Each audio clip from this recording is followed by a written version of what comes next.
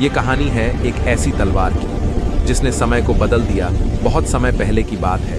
एक रहस्यमयी राज्य था अरण्यपुर। ये राज्य चारों तरफ ऊंचे पहाड़ों और काले जंगलों से घिरा था। लोग कहते थे वहां कभी शांति नहीं टिकती थी, क्योंकि उस भूमि पर एक श्राप था, अनंत युद्ध का श्राप। हर राजा आया, हर राजा गया, लेकिन युद्ध कभी खत्म नहीं हुआ। कहा जाता था कि अरण्यपुर के पुराने किले के नीचे एक काली गुफा में छुपी है एक जादुई तलवार, जिसका नाम था कालवज्र। जिसके हाथों में भी वो तलवार होती, वो होता अपार शक्तियों का मालिक, लेकिन साथ ही जल उठती युद्ध की आग, क्योंकि कालवज्र को प्यास थी युद्ध में बहते खून की। उसी राज्य में रहता है एक गरीब लड़का जो खुद नहीं जानता था कि वो कौन है और ना पहचानता था अंदर की शक्तियों को।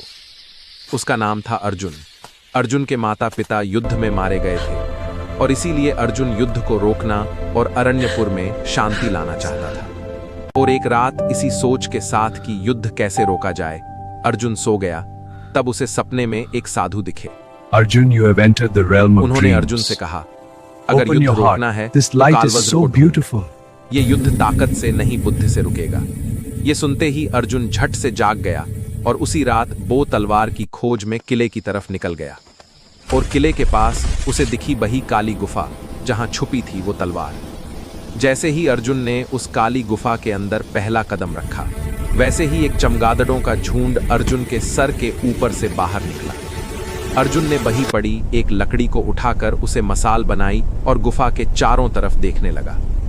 चारों तरफ दीवारों से बहता खून और उसकी गंदी बदबू। जब अर्जुन इसे ही इधर उधर देख रहा था, तभी सुनाई दी एक आवाज जो अपने अंदर के डर को हराएगा वही तलवार पाएगा।